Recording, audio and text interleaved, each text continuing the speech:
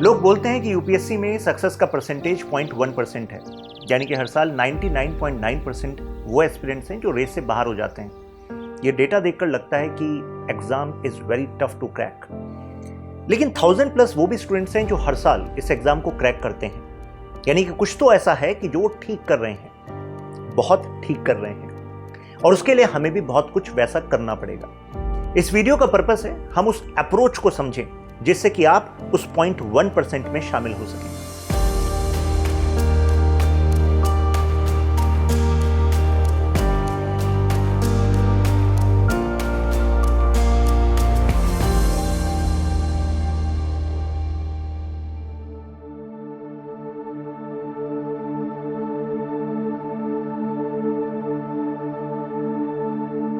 So this is the place where I curate my content। एक तरफ आपको वो स्टैंडर्ड बुक्स दिखेंगी जो हर एक यूपीएससी सिविल सर्विस एस्पिरेंट को कवर करनी होती है, लेकिन दूसरी तरफ आपको कुछ वो रिसर्च मटेरियल सोर्सेज दिखेंगे जो मैं रेफर करता हूं, जिससे कि जो कंटेंट आपको मिलता है उसमें एक एज मिल सके जो यूपीएससी की एक्चुअल रिक्वायरमेंट है।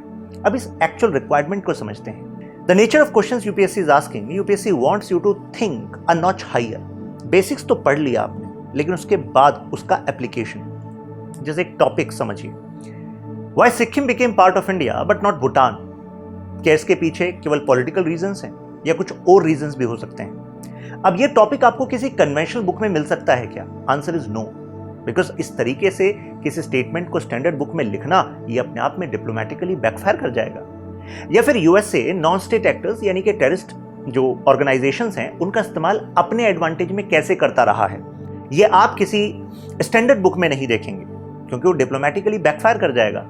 लेकिन हमने इस पर वीडियो बनाई है, तो इसी अप्रोच को हम आपके ऑफिशियल क्लासेस जो हैं उसमें इंटीग्रेट करते हैं, जिससे कि आपको वो एज मिल पाए जो यूपीएससी की रिक्वायरमेंट है। ऐसे थीम्स को कवर करना उतना ही इंपॉर्टेंट है जितना कि बेसिक्स को कवर करना।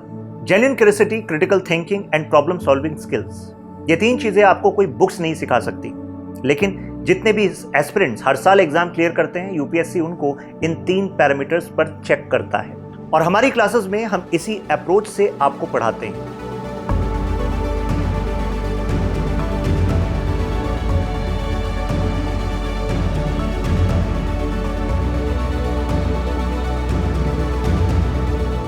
तो मेरे एक स्कूल टीचर थे, तो वो स्टूडेंट्स को इंस्पायर करने के लिए बोलते थे कि अभी तुम्हारे सामने केवल ये कुछ स्कूल बुक्स हैं जो पढ़नी है, लेकिन अगर तुम में से कोई आईएएस बनना चाहता है तो उसके लिए तो दुनिया की सारी चीजें पता होनी चाहिए। मतलब type of questions are going to be everything under the sun. तो मन में सवाल था कि ऐसा क्यों? तो उन्होंने कहा कि अरे 20 से 30 लाख की पॉपुलेशन है, पूरे डिस्ट्रिक्ट की जिम्मेदारी उस पर है, तो इतनी तरह की प्रॉब्लम का सॉल्यूशन तो वही कर सकता है जिसको इतनी तरह की प्रॉब्लम की समझ हो। और समझ कब होगी? When you are going to read variety of subjects, variety of issues. तो हाँ, कुछ तो बात समझ में आई कि हाँ, पढ़ना तो पड़ेगा। फिर जब आगे बढ़े तो इस यूपीएससी जर्नी में फिर एक्सपीरियंस हुआ कि यूपीएससी के 3 लेवल हैं, और तीनों लेवल पर यूपीएससी एक अलग माइंड की रिक्वायरमेंट रखता है। अब ये बात शुरुआत में समझ नहीं आई, अब तो इतने साल से पढ़ा भी रहे हैं, तो अब थोड़ा और डेप्थ में समझ में आ गई। जैसे प्रीलिम्स के लेवल पर एमसीक्यू बेस्ड क्वेश्चंस हैं, तो you should have knowledge, plus knowledge का इस्तेमाल करके कुछ पेरिफेरल क्वेश्चंस जो डायरेक्ट भी ना हो, एलिमिनेशन का इस्तेमाल करके उनको सॉल्व कर दोगे तो कट ऑफ से ऊपर जाओगे। मेंस के लेवल पर नॉलेज भी होनी चाहिए, कुछ डेप्थ भी होनी चाहिए, डायमेंशंस होनी चाहिए, क्लैरिटी एक्सप्रेशन में होनी चाहिए। तो एक अलग रिक्वायरमेंट, एक अलग माइंड है। जब इंटरव्यू लेवल पर जाएंगे तो वहां पर आपकी पर्सनालिटी का असेसमेंट है कि आपकी पर्सनालिटी में एक बैलेंस है कि नहीं, किस तरीके से आप डिफरेंट काइंड ऑफ क्वेश्चंस को अप्रोच करते हैं, वो बता सकता है कि what kind of person you are to some extent. मतलब जो भी आप पढ़ते हैं ना, उसको 3 डिफरेंट वे में यूपीएससी असेस करता है, और 99% स्टूडेंट्स यही नहीं समझ पाते। अब इन्हीं लर्निंग्स को इंटरनलाइज करके हम अपने स्टूडेंट्स को ग्रूम करते हैं। 160+ सिलेक्शंस इसी बात की टेस्टिमनी है। जैसे प्रीलिम्स के लेवल पर लाइव क्लासेस के through complete content coverage, test series and mentorship, जिससे कि आप सही डायरेक्शन में चलते रहें। जैसे आप प्रीलिम्स क्लियर करते हैं तो मेंस रेजिडेंशियल प्रोग्राम आपको स्टडी आईक्यू से फ्री ऑफ कॉस्ट मिलता है, यानी कि आपको केवल पढ़ाई पर फोकस करना है, स्पेशलाइज्ड अप्रोच पर फोकस करना है, जिसको डेवलप करने में आपके टॉप फैकल्टीज यहाँ पर आपके साथ काम करते हैं। आपकी fooding, lodging, everything is taken care of by Study IQ. You just focus on mains. For interview stage you have interview guidance programme, उसको लीड करते हैं mister Anil Swaroop sir, former IAS officer, former coal secretary of India. और वो आपके साथ directly WhatsApp group में भी कनेक्टेड रहते हैं, जूम सेशंस आपके साथ होते हैं। तो यानी कि केवल मॉक इंटरव्यू नहीं, आपकी पर्सनालिटी को ग्रूम करने की जरूरत है। एकेडमिक, नॉन एकेडमिक उन इश्यूज पर आपसे डिस्कस करने की जरूरत है जिससे कि आप अपने बेस्ट सेल्फ को प्रोजेक्ट कर सकें इन इंटरव्यू। चलिए अब आपको मिलाते हैं इंडिया के बिगेस्ट एजुकेटर्स से जो स्टडी IQIS प्लेटफॉर्म पर आपको ग्रूम करते हैं उन टॉप 1% स्टूडेंट्स में आने के लिए जो इस एग्जाम को क्लियर करते हैं। इन फैकल्टीज की खास बात है कि they are passionate about their subject and they are committed for transforming the life of each aspirant they touches. तो चलिए अब MRP के बारे में सुनते हैं दिव्यांशी से। She was part of MRP programme last year and she got selected in this merit list. Hello everyone, my name is Divyanshi Pandey. I have secured All India rank 571 this year. So जो study IQ का mains residential programme है उसके बारे में अपना experience share करना चाहूँगी मैं। फर्स्ट ऑफ ऑल इस प्रोग्राम की सबसे अच्छी चीज़ मुझे लगी जो थीम बेस्ड क्लासेस थी, because it was my first mains. तो मुझे ये था कि एक प्रॉपर वे में जो क्लासेस हों, जो जितना काम का है उतना बताया जाए, तो वो मुझे काफ़ी हेल्प किया। Second thing is daily answer writing. It was like a game changer for me, because I remember जब फर्स्ट मैं यहाँ पे आई थी, out of 7 question I could hardly attempt 4 question, but the evolution I have seen, like जो last day था, in 45-50 minutes I could complete all my questions. So ये जो मैंने अपने अंदर एवोल्यूशन देखा उसने मुझे कॉन्फिडेंस दिया एग्जाम में। Third thing is mentorship. जो मेरे मेंटोर थे वो इतने डेडिकेटेडली मेरे साथ पूरी प्रिपरेशन में लगे थे कि कहीं भी अगर कुछ भी डाउट है कभी भी, तो I could always access him. So this was also major factor जो मुझे मेंटोरशिप का लगा। एंड उसके अलावा एक जो पूरा कॉम्प्रहेंसिव जो एनवायरनमेंट था जिसमें सब लोग मेंस दे रहे हैं, तो एक कि लगता है कि हाँ सब साथ में हैं। एंड फर्स्ट मेंस था, एक एंथुसियाज्म भी था, तो एक पीयर लर्निंग जो थी उसने भी मुझे काफ़ी हेल्प किया। सो ओवरऑल MRP ने मतलब मेरे लिए तो बहुत काम किया जो मैंने अपना पूरा मेंस में एक्सपीरियंस किया। Thanks for sharing your experience. Yes. चलिए बात करते हैं नीलेश गोयल से जो ऑल इंडिया रैंक 77 लेकर आए हैं UPSC CSC रिजल्ट 2024 में। ये GS-P2I फाउंडेशन बैच के स्टूडेंट रहे हैं। तो नीलेश, कैसा एक्सपीरियंस रहा आपका, ज़रा स्टूडेंट्स के साथ शेयर कीजिए। जी सर मैंने 2023 में ये बैच ज्वाइन किया था। Since I was working in a job, तो मेरे पास फुल टाइम प्रिपेयर करने की फैसिलिटी नहीं थी, बट चूँकि रिकॉर्डेड क्लासेस मेरे को मिल जाती थी, तो मैं शाम को आके 3-4 आवर्स उसको 2x पे 1.5x पे देखता था और मेरा वीकली शेड्यूल होता था, उसको कवर करता था। मेरा एक टारगेट ये रहता था सर कि एक वीक में मेरे को एक टॉपिक कंप्लीट करके उसका टेस्ट देना है। तो ऐसा करके मैंने प्री को कवर किया। उसके बाद मेंस में जो डेली आंसर राइटिंग होती थी सर, स्पेशली आंसर राइटिंग के बाद मेंटर्स का जो कॉल आता था सर इनपुट देने के लिए, उसने मेरे को बहुत हेल्प किया है और उसके लिए मैं रवि रंजन सर का बहुत शुक्रगुजार हूँ। बिफोर प्री सर 3 महीने के लिए जो SIP प्रोग्राम हुआ था, उसने क्रैश कोर्स के तरह सारे कॉन्सेप्ट को एक बार रिवाइज करने में मेरे को हेल्प करी थी। और जो टेस्ट सीरीज थी उसमें क्वालिटी ऑफ क्वेश्चंस वो मेरे को बहुत अच्छा लगा था सर। और टेस्ट करने के बाद मैं एक I made it a point कि मैं चारों ऑप्शन को अच्छे से एनालिसिस करके उसको अपने नोट्स में कुछ भी वैल्यू एडिशन करना है उसको करूँ। तो it help me in prelims also sir. I scored 105 in GS1। Similarly in CSET I wrote many मॉक्स। ऐसा था सर कि पहले मैं हर महीने एक फुल लेंथ मॉक लिखता था CSET का, और जब 3 महीने का जो टाइम था उसमें हर संडे को GS और CSET का एक फुल लेंथ टेस्ट लिखता था। तो CSET में भी आई स्कोर्ड 150 मार्क्स। तो it was a easy journey for me because I took this guidance sir. हाँ, क्योंकि आपने एक स्ट्रक्चर को फॉलो किया और उसको फॉलो करते रहे तो कॉन्फिडेंस आया। मेंटरिंग का अच्छा रोल रहा, फैकल्टीज़ का भी रोल रहा। मतलब जैसे इन्होंने बताया कि इनके मेंटोर रहे रवि, तो उन्होंने कॉल किया तो आपको एक ब्रदरली एटीट्यूड ही लगा होगा कि मतलब डेफिनेटली मतलब study IQ was taking care of you. Yes sir. जब भी मेरे को आंसर राइटिंग में, because I was an engineer sir, तो मेरे को हमेशा से ये फोमो रहता था कि I can not right answers. तो जब भी मेरे को ये डाउट आता था मैं सर को कॉल करता था और he used to take care of me. जो इमोशनल सपोर्ट चाहिए था वो मुझे वहाँ से मिला था सर। और स्पेसिफिक सब्जेक्ट्स के बारे में सर, पॉलिटी की बात करूँ तो मैं आपसे ही मैंने गाइडेंस लिया था सर। तो पॉलिटी में आपने हेल्प करा था सर। उसके बाद करंट अफेयर्स में सर मेरे को न्यूज़पेपर्स रीडिंग थोड़ा डिफिकल्ट लगता था शुरुआत में, तो उसके लिए जो न्यूज़पेपर एनालिसिस चंदन सर करवाते थे उसने मेरे को हेल्प करी थी सर। उसके बाद भुवन सर की ज्योग्राफी, सेंथिल सर की हिस्ट्री, ये सब ने मेरे को काफ़ी हेल्प किया था sir. Great. So we wish you all the best. और मुझे लगता है कि ये तो शुरुआत है अभी। All India rank 77 is a big feet. और अभी आप सिस्टम का पार्ट बनेंगे। Wishing you impactful life ahead. Definitely sir, thank you very much. Okay, चलिए मिलते हैं अपने एक्सपर्ट फैकल्टी से। तो आप हिस्ट्री से स्टार्ट करते हैं। Chandan is here. So Chandan sir बताइए कि क्या प्रॉब्लम स्टूडेंट्स फेस करते हैं और कैसे आप उनको सॉल्व करते हैं P2I फाउंडेशन बैच में? सर हिस्ट्री की सबसे बड़ी प्रॉब्लम तो यही है कि बहुत से स्टूडेंट्स को इसको पढ़ते हुए नींद आती है। तो एक तो ये दिक्कत है, एंड अलॉन्ग विद दैट इसका रीज़न ये भी है कि ये वास्ट होने की वजह से ना कई बार हम इसकी बाउंड्री नहीं बना पाते। बिकॉज हिस्ट्री में अगर हम पढ़ने की कोशिश करें तो सिर्फ मराठा वॉर्स के ऊपर कई किताबें लिखी गई हैं, अकेली मराठा हिस्ट्री पे कितनी बल्कि बुक्स हैं। तो यूपीएससी के पॉइंट ऑफ व्यू से हमें ना एक दायरा बनाना पड़ेगा और उस दायरे के अंदर वी हैव टू इंश्योर कि हमें मैक्सिमम चीज़ें ए आती हों एंड बी एग्जाम टाइम पे उसे रिटेन कर पाएं। तो इसलिए मैंने यहाँ पर जब ये लिख रहा था टॉपिक तो हिस्ट्री छोटा लिखा है, फॉर यूपीएससी को बड़ा लिखा है, क्योंकि हमने पीएचडी नहीं करनी हिस्ट्री में, we have to keep our resources confined.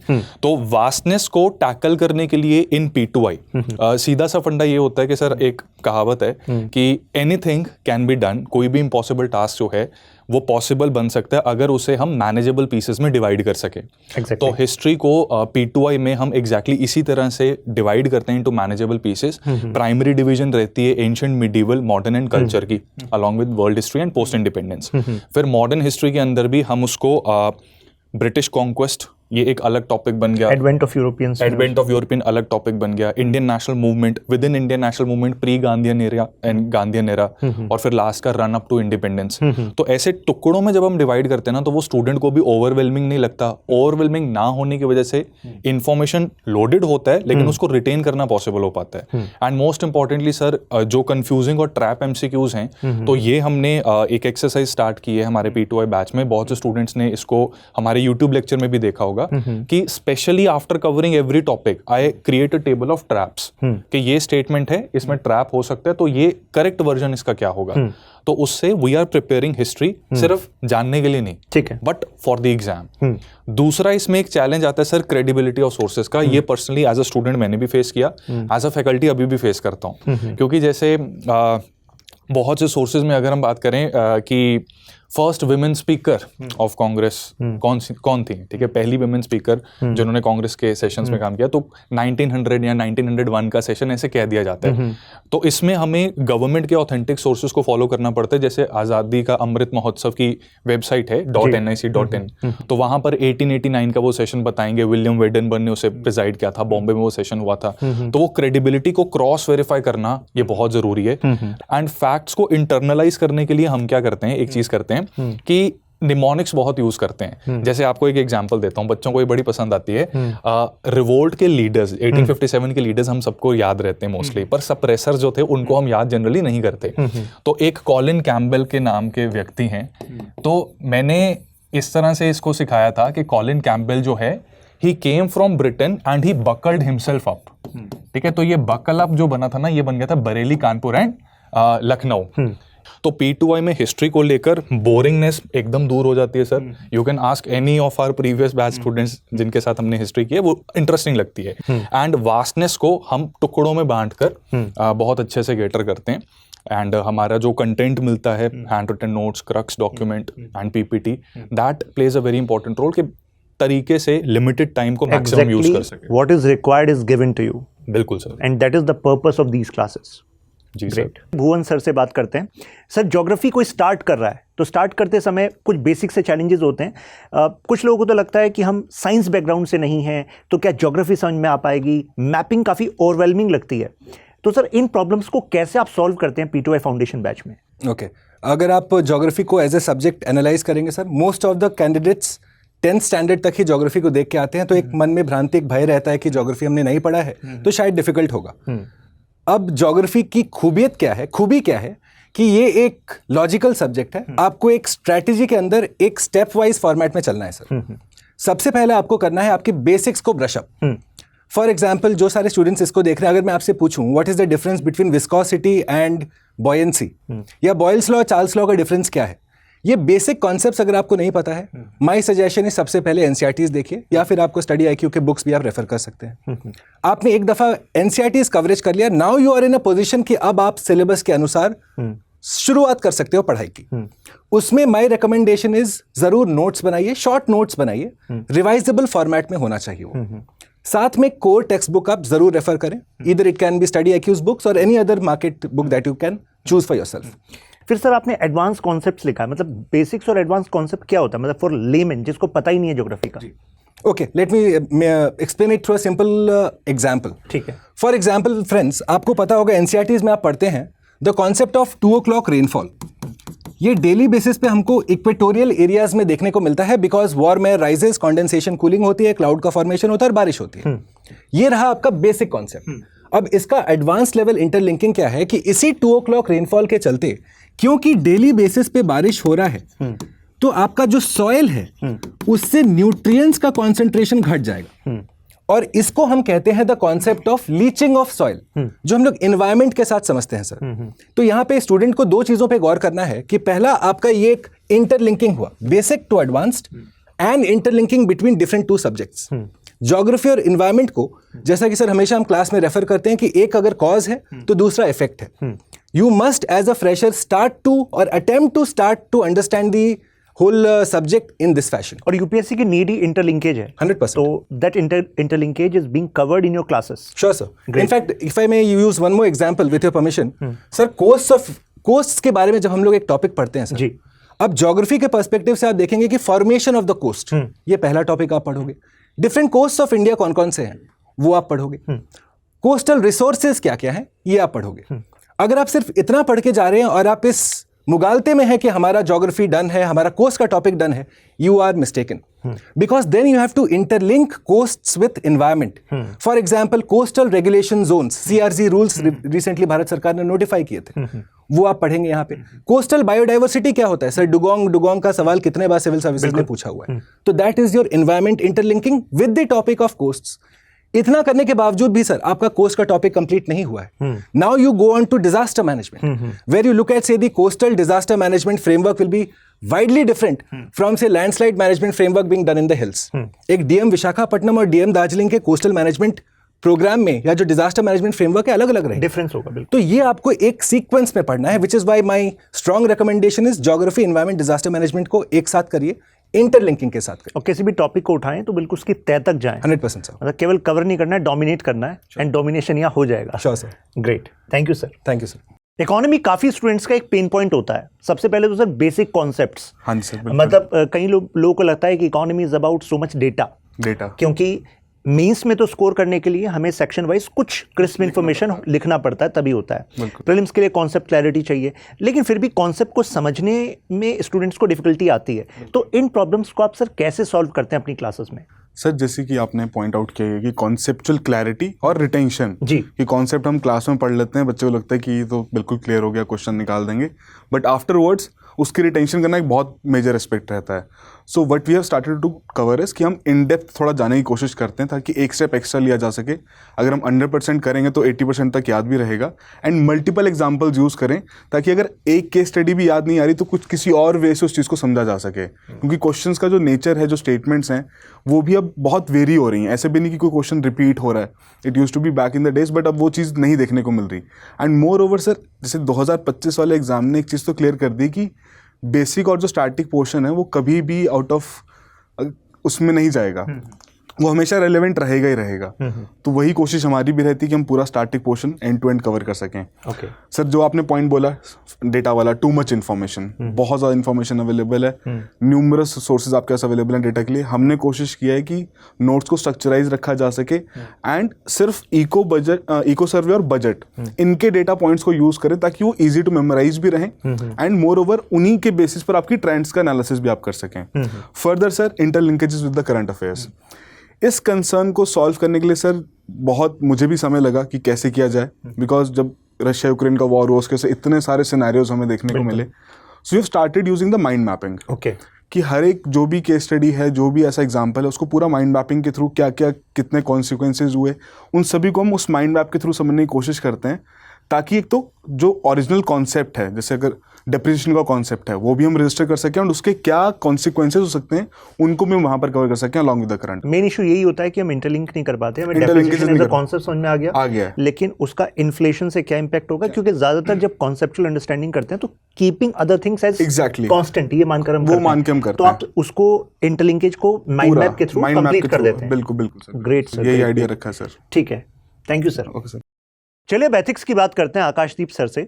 Sir, क्या मेजर प्रॉब्लम स्टूडेंट्स फेस करते हैं और उसका क्या सोल्यूशन आप डिलीवर करते हैं अपने पीटीआई क्लासेस में? देखिए basically there are 3 problems. The first is the conceptual clarity. Conceptual clarity अच्छी नहीं होती है. जो बेसिक कंसेप्ट्स हैं you have revised, you have learn from the different sources, तो उसके लिए बहुत एग्जॉस्टिव नोट्स बन जाते हैं, लेकिन फिर भी जब क्वेश्चंस आते हैं you are not able to write properly. तो कंसेप्चुअल क्लैरिटी के लिए you have to make the crisp notes और 1-2 सेंटेंसेस के अंदर वो पूरा का पूरा कंसेप्ट जो है वो कंसाइज हो जाए. And the second thing it is the current integration. जैसे रिसेंटली हम शमिस्था केस देख रहे हैं, तो उसके अंदर basically it is pertaining to the right to speech and the freedom to speech, जो कि अगेन philosophical part जो आपके पास थॉमस हॉब्स का कंसेप्ट है उसके अंदर भी आ जाता है. Third thing it is the case studies. How to apply the theoretical part that you have studied in the conceptual classes as well as the current integration, उसको आपने केस स्टडीज़ के साथ किस तरह से ऐड करना है. और इसके लिए basically for the conceptual part आपको बेसिक जो डेफिनेशंस हैं वो प्रिपेयर करनी है, और उसी के साथ साथ जो अलग अलग स्कॉलरली वर्क्स हैं, एकेडमिक वर्क्स हैं, वो आपको प्रिपेयर करने होते हैं. And then for the current integration you have to regularly update your material. और जैसे जो भी केसेस हो रहे हैं, जो भी रेलिवेंट चीज़ें हैं, again for a very precise concept आपको 2-3 केसेस जो है वो सिर्फ और सिर्फ मिलेंगे. तो मतलब आपकी क्लासेस में प्रिसाइज नोट्स होंगे जो एग्जैक्टली रिक्वायर्ड हैं टू स्कोर मोर, और जो अपडेट्स हैं वो भी उसी में इंटीग्रेटेड होंगे. बिल्कुल सर, बिल्कुल. तो चलिए बात करते हैं करंट अफेयर्स की. अभी अरविंद सर बता रहे थे कि सर करंट अफेयर्स को तो करता धरता मानिए. तो कहने का मतलब है कि प्रीलिम्स, मेंस, इंटरव्यू तीनों स्टेजेस पर करंट अफेयर्स का रोल है. लेकिन सर करंट अफेयर्स की जो अप्रोच है, क्या उसमें डिफरेंस है? यस सर, करंट अफेयर्स एक बहुत डायनेमिक, हाईली डायनेमिक सब्जेक्ट है जिसमें on daily basis you have to update yourself. और वो अपडेशन न्यूज़पेपर से भी है, मैगजीन से भी है, पीआईबी, योजना, कुरुक्षेत्र, लॉट ऑफ थिंग्स आपको अपडेट करनी पड़ती है. इतना सुनकर ही कई स्टूडेंट्स को तो डर लग गया होगा कि कैसे होगा. नहीं सर, डेफिनेटली. इसीलिए ये इन्फॉर्मेशन बहुत हद तक रैंडम या क्लटर्ड होती है. और एक स्टूडेंट बिकॉज वो स्टैटिक भी पढ़ रहा होता है, उसकी अप्रोच थोड़ी लिमिटेड होती है कि या तो वो पर्टिकुलर इस सोर्स से आज उसने पढ़ लिया, कुछ वहाँ से पढ़ लिया, न्यूज़पेपर्स फॉलो कर लिए, बट उस सबको हम एक स्टेबल होकर के ऑर्गेनाइज नहीं कर पाते इनटू द सेकंड फॉर्मेट, जहाँ पे हम बैकवर्ड फॉरवर्ड लिंकेजेस जानते हुए एक स्टैटिक सब्जेक्ट के साथ लिंक कर पाए. तो ये प्रॉब्लम आमतौर पे स्टूडेंट फेस करते हैं, जो कि हम क्लास में एक इंटीग्रेटेड मैनर में सॉल्व करते हैं. पर्टिकुलर न्यूज़ आइटम्स, उसका क्या रेलिवेंस है सब्जेक्ट के साथ, पर्टिकुलर सब्जेक्ट के साथ. और इस बार का अगर एक क्वेश्चन डिस्कस करूँ सर, जो यूपीएससी में आया था, mines and minerals development and regulation act में अमेंडमेंट हुई थी. ये हम जनरली पॉलिटी में पढ़ते हैं. एक है मिनरल सिक्योरिटी पार्टनरशिप, ये हम इंटरनेशनल रिलेशंस में पढ़ लेते हैं. दोनों चीज़ों को इंटर रिलेट करके एक क्वेश्चन में पूछा गया था, जो कि हम सिर्फ करंट अफेयर्स में समझ पाते हैं. तो that kind of understanding is required, इसलिए ये सब्जेक्ट हाईली डायनेमिक है सर. Got it. तो इस प्रॉब्लम को आप सॉल्व करते हैं ऑर्गेनाइज वे में, क्रिस्प एंड कॉन्साइज नोट्स होते हैं, वो उसको रेफर करें. और इंटीग्रेटेड स्टडी करें. Integrated studies. और सर सुपर ऑर्गेनाइज के साथ एक चीज़ जो प्रीलिम्स की पीपीटीज होती हैं, एक तरीके की यूएसपी है, वो हाईली इमर्सिव होती है, बहुत मेहनत लगती है उसको बनाने में. उससे कहीं ना कहीं एक मेमोरी में भी ईजी रहता है स्टूडेंट को समझ पाना. एक टॉपिक को हम एक ही स्लाइड में कवर करते हैं, which takes a lot of time. Got it sir, thank you sir.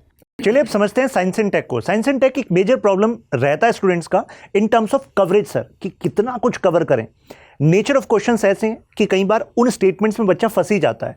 तो सर ऐसी प्रॉब्लम्स को आप कैसे सॉल्व कर रहे हैं इस P2A फाउंडेशन में? साइंस एंड टेक्नोलॉजी में सबसे बड़ी प्रॉब्लम सर आती है कि बच्चों के बेसिक कॉन्सेप्ट्स क्लियर नहीं होते. तो पहली चीज़ तो ये है कि हमें बेसिक साइंस कवर करना है. तो जो प्रॉब्लम तो हम बाद में, पहले बेसिक सॉल्यूशन पे जाते हैं. बिल्कुल. तो पहले बेसिक साइंस आपको पढ़ना पड़ेगा. अब बेसिक साइंस में भी कोई एक तो पार्ट है नहीं, फिजिक्स है, केमिस्ट्री है, बायोलॉजी है और लाइफ साइंस है बायोलॉजी के साथ. अब जब बेसिक साइंस हम कवर कर देते हैं तो उसका एप्लीकेशन पार्ट हमें पढ़ना पड़ता है. क्योंकि होता क्या है कि साइंस एंड टेक्नोलॉजी में जो क्वेश्चन आते हैं, जैसे इस बार आपने देखा हो तो मोनोक्लोनल एंटीबॉडी का क्वेश्चन आया था. अब जब तक एंटीबॉडीज का फंक्शन आपको पता नहीं होगा तब तक मोनोक्लोनल एंटीबॉडी समझ कैसे बताओगे. तो उसके लिए पहले बायोलॉजी एंड लाइफ साइंस हमें पढ़ना पड़ेगा. जब बायोलॉजी एंड लाइफ साइंस हम पढ़ देंगे तो उसके बाद हमें पढ़ना पड़ेगा अप्लाइड पार्ट उसका, दैट इज बायोटेक्नोलॉजी. तो हमें बेसिक भी पढ़ना है और बेसिक का हर एक एप्लीकेशन पार्ट पढ़ना है. तब जा करके हमारा साइंस एंड टेक्नोलॉजी कंप्लीट होता है। तो इसलिए हम जो भी प्रॉब्लम्स हैं जो कि कॉन्सेप्ट समझ में नहीं आते हैं, specially for those students who are coming from non humanities background. Non science हाँ, बैकग्राउंड, non-science. तो उन लोगों के लिए पहले हम बेसिक साइंस पूरा पढ़ेंगे, उसके बाद उसका हर एक चीज़ का अप्लाइड पार्ट पढ़ेंगे, और अप्लाइड पार्ट भी सर कुछ टाइम के बाद में वो आउटडेटेड हो जाता है और उसमें करंट अपडेट्स लगातार चलती रहती है, मॉडर्न टेक्नोलॉजीज आती रहती हैं, तो उनको मॉडर्न टेक्नोलॉजी के साथ में इंटीग्रेट करेंगे न्यूज़पेपर जो करंट अपडेट्स के साथ में। ठीक है, यहाँ पर 2 क्वेश्चन है सर। सबसे पहला तो कई बार स्टूडेंट्स सोचते हैं कि यूपीएससी सिविल सर्विस एग्जाम के लिए हिस्ट्री, ज्योग्राफी, पॉलिटी, इकोनॉमी और एनवायरनमेंट, तो ऐसे इन सब्जेक्ट्स को वो कोर सब्जेक्ट मानते हैं। साइंस एंड टेक को वो सोचते हैं कि करंट अफेयर्स की मैगजीन्स को हम कर लेंगे तो शायद उससे हो जाएगा। तो do you think this is a right approach? This is not the right approach sir. Reason, क्योंकि बेसिक्स अगर क्लियर नहीं है तो साइंस एंड टेक के डेवलपमेंट से के नुआंसेस से जो स्टेटमेंट बनेगी वहां पर क्वेश्चन फंस जाएगा। और सर ज़्यादातर क्वेश्चन ऐसे आते हैं जहाँ पे कॉन्सेप्ट्स वो पूछते ही हैं। 3 स्टेटमेंट में से 2 स्टेटमेंट ऐसे होंगे जहाँ पे बेसिक कॉन्सेप्ट का एप्लीकेशन होगा, चाहे इसी बार 2025 में यूएवी वाला जो क्वेश्चन था, वहाँ पे भी बेसिक कॉन्सेप्ट जब तक क्लियर नहीं होंगे तब तक उसको आप अप्लाई कर नहीं सकते। बिल्कुल।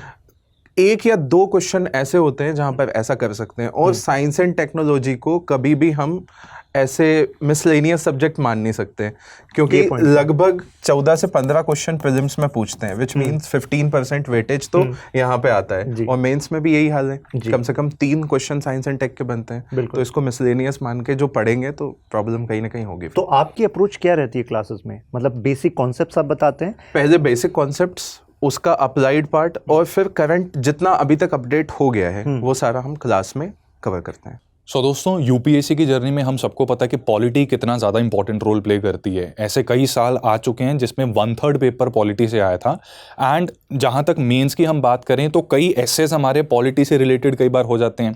GS 1 में भी टू सम एक्सटेंट अगर पोस्ट इंडिपेंडेंस का पार्ट कुछ आ जाता है तो उसका थोड़ा सा बेयरिंग पॉलिटी के साथ भी रहते हैं। GS 2 में तो पॉलिटी है ही, GS 3 के अंदर भी अगर आपको कुछ एक्ट्स एंड लॉज के बारे में मालूम है तो आप इकोनॉमी के फॉर एग्जाम्पल या लैंड रिफॉर्म्स के फॉर एग्जाम्पल जो आप आंसर लिखते हैं उसके आर्ग्यूमेंट्स को स्ट्रेंथन कर सकते हैं। एंड GS 4 में भी क्या होता है कि आपकी जो केस स्टडीज हैं, उन केस स्टडीज में आपने जो आर्ग्यूमेंट दिया, उन आर्ग्यूमेंट को बैक करना पड़ता है पॉलिटी के इंपॉर्टेंट आर्टिकल से। लेकिन ये सब पढ़ें कैसे? इंपॉर्टेंस तो हमें पता है, लेकिन पढ़ने में बड़ी दिक्कत आती है। तो शशांक सर हमारे साथ यहाँ पर मौजूद हैं। सर, पॉलिटी में मेन चैलेंजेस स्टूडेंट्स को आपके हिसाब से कहाँ आते हैं, और P2I में हम कैसे इसको एड्रेस करने का प्लान कर रहे हैं? सबसे पहले हम लेमन लैंग्वेज में बात करते हैं कि जो स्टूडेंट शुरुआत करता है, जिसने आज तक इंडियन पॉलिटी के बारे में कुछ पता नहीं था, तो उसको तो सबसे पहले लगता है अच्छा इंडियन कॉन्स्टिट्यूशन पढ़ना है, इतने सारे आर्टिकल हैं, ये सब क्रैम करने हैं क्या? तो दैट्स अ मिथ। सारे आर्टिकल आपको क्रैम नहीं करने, हाँ हमें अपने आर्गुमेंट में यूज़ करने के लिए प्रीलिम्स में जो क्वेश्चंस आते हैं उसके लिए जो मोस्ट रिपीटेटिव होते हैं वो हमें करने होते हैं। तो जब हम कवरेज करते हैं और हम इंडियन पॉलिटी को उसके एसेंस से पकड़ते हैं, मतलब कि जो कॉन्स्टिट्यूशन में लिखा गया या इंडियन पॉलिटी में जो भी लॉ आए, भाई these people were logical people जिन्होंने ये बनाए, तो अगर आप उसके लॉजिक पे चले जाते हैं तो फिर आपके लिए उसको रिटेन करना वो एक केकवॉक बन जाता है जी। दूसरा एक प्रॉब्लम आता है, क्या सर हम किसी एक बुक पर रिलाय कर सकते हैं? तो जो मोस्ट रिलायबल सोर्स है वो सब जानते हैं लक्ष्मीकांत है, क्योंकि बड़े स्ट्रक्चर्ड वे में उसने कंटेंट को दिया हुआ है, तो you can also follow that. लेकिन क्या मेंस के लिए भी वो पूरी तरह सफिशिएंट है? Answer is no. तो यानी कि हमें बेस तो हमने बना लिया, लेकिन उसके बाद मेंस की रिक्वायरमेंट के हिसाब से हमारे पास बहुत ही प्रिसाइज नोट्स होने चाहिए। मैं एग्जांपल देता हूं, जैसे अभी आपने देखा कि इंडिया पाकिस्तान के कॉन्फ्लिक्ट में IR का भी जिक्र होना है, क्योंकि तो उसमें प्रिसीजन स्ट्राइक्स दोज मैटर्ड। तो इसी तरीके से आपकी यूपीएससी जर्नी है, यानी कि यहां पर प्रिसीजन मैटर करता है। अभी चंदन सर ने भी आपको हिस्ट्री के डिस्कशन में बताया, पढ़ने के लिए बहुत कुछ है, लेकिन पढ़ना कितना है? उतना ही पढ़ना है जो यूपीएससी की रिक्वायरमेंट है। तो उस रिक्वायरमेंट को समझते हुए आपको बिल्कुल प्रिसाइज कंटेंट मिलता है। मैं इसको डिवाइड कर देता हूं 3 P's में, यानी कि पहली चीज तो है प्रिंसिपल्स। जैसे इंडियन पॉलिटी में जो भी कीवर्ड आपके सामने आ रहा है उसके रूट से आपकी जानकारी होनी चाहिए। उसका रूट का मतलब है, अगर बोला नेचुरल जस्टिस तो आपको पता होना चाहिए नेचुरल जस्टिस है क्या, रूल ऑफ लॉ है क्या, क्योंकि कई बार यूपीएससी सॉवरेनिटी और ऐसे कॉन्सेप्ट से बिल्कुल बेसिक से क्वेश्चन पूछ रही है जो एक लाइन की डेफिनेशन जो आप प्रेम्बल वाले चैप्टर में पढ़ते हैं वो सफिशिएंट नहीं है। तो प्रिंसिपल्स पर हमारी पकड़ जबरदस्त होनी चाहिए, आपका पॉलिटी में कॉन्फिडेंस खुद ही शूट अप कर जाएगा। उसके बाद है फिर प्रोसेसेस। पॉलिटी में आप प्रोसेसेस देखते हैं, यानी कि appointment process, removal process, law बनने का प्रोसेस, या इस पर्टिकुलर डिसीजन को कैसे लिया जाएगा, गवर्नर के क्या पास पावर है और प्रेसिडेंट के पास क्या पावर है, तो ये प्रोसेसेस। इसी प्रोसेस से जुड़े कुछ प्रोविजंस हैं, तो प्रोविजंस हमें पता होने चाहिए, देयर वर्क लाइक फिलर्स, क्योंकि यूपीएससी ऐसे क्वेश्चंस पूछती है जहां पर फिलर्स की तरह में इस्तेमाल करना है। हर एक सब्जेक्ट का ना अपना नेचर होता है कि उसको स्कोर कैसे करना है, मतलब कैसे वहां पर मार्क्स स्कोर होंगे। तो यूपीएससी में आर्टिकल्स जो न्यूज़ में रहे हों, सुप्रीम कोर्ट के जजमेंट्स, कुछ लॉज जो अभी पास हुए हों या उस पर काफ़ी क्रिटिसिज्म हो रहा हो, कुछ डिबेट हो रही हो, या कुछ बिल। कई लोग सोचते हैं जब पॉलिटी में आते हैं कि यार जितने बिल अभी आ रहे हैं हमें सब पढ़ने हैं, पीआरएस से कंटेंट को निकाल लेते हैं। देखिए, आपको अलग से पीआरएस से कंटेंट को डिटेल में पढ़ने की ज़रूरत नहीं है, क्योंकि काफ़ी सारा कंटेंट आपके एग्जाम के लिए नहीं बना, वो I am taking care of. तो I am reading that content, उसमें से जो आपके रिक्वायरमेंट का है वो मैं ऑलरेडी आपको P2I फाउंडेशन बैच में पढ़ा रहा हूँ। स्टैटिक और डायनेमिक को सर कैसे लिंक करें? सर बहुत कुछ अपडेट हो रहा है, बहुत कुछ नहीं, कितना कुछ अपडेट तो वो है जो रिपीट होता रहता है। यहाँ पर खुद चंदन सर खड़े हैं, कितनी सारी चीज़ें जो आप करंट अफेयर्स में पढ़ाते हैं वो 2 महीने पहले पढ़ाया था, फिर वही पढ़ा रहे हैं आप। तो कहने का मतलब ये ऐसे ही ये इंटरलिंकेज जो है वो सिंप्लीफाई हो सकती है। मतलब कोई भी टॉपिक आए तो आपके दिमाग में आना चाहिए, अच्छा ठीक है एंटी डिफेक्शन लॉ अपना एक टॉपिक है, उसमें ये पॉइंट्स ऐड होने हैं, और उसका हमारे पास एक 1 पेजर तैयार हो जाना चाहिए जो आपके प्रीलिम्स में भी काम आना है, मेंस में भी काम आना है, और इंटरव्यू पे अगर कोई पूछे तो वहां पर भी आपके पास बैलेंस ओपिनियन उसको लेकर है। तो यानी कि मैं आपको कहूँगा कि 2 ही प्रिंसिपल को ध्यान रखना है हमें। जैसे चंदन सर ने कहा कि सब मैनेजेबल होना चाहिए, मैं कहूँगा कि यार सिंपल रखो, सिंपल एंड स्मॉल स्टेप्स, कि यार ये स्मॉल स्टेप्स हैं जो हम डेली बेसिस पर लेंगे, और डेली बेसिस पर अगर कहीं मिस भी होता है तो वीकेंड पर अपने वीकली टारगेट को कंप्लीट करेंगे। और दूसरा है रिवीजन इज योर रिलीजन, यानी कि उसी कंटेंट को उठाना है जिसको हम बार बार रिवाइज कर सकते हैं। कुछ नया कंटेंट आपने उठाया और उसको आपने रिवाइज नहीं किया तो वो तो रिकॉल हो ही नहीं पाएगा ना। तो simple and small and revision is religion. तो SSRR ऐसा दिमाग में रखना, कहीं लिख लेना कि हमें यही फॉलो करना है। रेलेवेंस भी सर होनी चाहिए कि मतलब कई बार बच्चे ऐसे करते हैं कि कंटेंट देख लिया, वो लगा कि हाँ ये इंपॉर्टेंट है, पढ़ने में समय भी लगाएंगे, टाइम एफर्ट सब कुछ लगेगा, बट वो कई बार एग्जाम के लिए रेलिवेंट ही नहीं होता। उसके लिए हम बैठे हैं ना यहाँ पर तो उसमें रेलेवेंस तो हम तैयार करा ही देंगे इस P2I फाउंडेशन बैच में। जो आपका गवर्नेंस का अप्रोच है वो पॉलिटी से अलग है, कई लोग इसको मर्ज करके देखते हैं। गवर्नेंस में जो आपको स्ट्रक्चर्ड वे में बताया जाएगा कि यार ARC में ये चैप्टर्स हैं, गवर्नेंस की केस स्टडीज़ ये हैं, एग्जैक्टली PYQ बेस्ड थीम से आपका सिलेबस पूरा यहाँ पर कवर होता है। इंटरनेशनल रिलेशंस, कई लोगों को लगता है it is about recent developments only, कि यार ये जो हो रहे हैं हर एक मीटिंग उसको रटना है, ऐसा नहीं है। इंटरनेशनल रिलेशंस में जो बायलैटरल रिलेशंस है उसकी कुछ की डायमेंशंस हैं, अगर वो डायमेंशंस आपने समझ ली हैं तो इट्स लाइक कि अब जो डेवलपमेंट्स हैं there like garnishing over those. तो जो आपको नोट्स में मिलेगा और जो मैं बिल्कुल रूट से आपको IR में समझाऊंगा कि कोई चीज़ अगर होती है तो वैसे क्यों होती है, why India-Russia relations are different from India-US relations, why India-Pakistan relations are not considered or interpreted in a way like France and Germany relation in Europe before the peace established in Europe। तो जब आप इस तरीके से समझ लेते हैं तो रिसेंट के जो डेवलपमेंट्स हैं वो आपके लिए केक वॉक हो जाते हैं। तो इसी तरीके से हम P2I फाउंडेशन बैच में मास्टरी करते हैं GS के कंप्लीट सिलेबस पर, जिससे कि आप उस 0.1% में आ पाएं जिससे हमने इस पूरी वीडियो को शुरू किया था। आई होप इस वीडियो के थ्रू आपको क्लैरिटी मिली होगी, कुछ कॉन्फिडेंस आया होगा जब एक्सपर्ट फैकल्टीज़ ने आपको बताया कि कैसे आपकी स्पेसिफिक सिलेबस बेस्ड प्रॉब्लम्स का सॉल्यूशन इस पूरी जर्नी में हो जाएगा, और टॉपर्स भी आपको मिले यहाँ पर। तो इसी के साथ मिलते हैं आपसे नेक्स्ट क्लासेस में। आपका सिलेक्शन हमारा मिशन। स्टडी IQ IAS, आपका सिलेक्शन हमारा मिशन।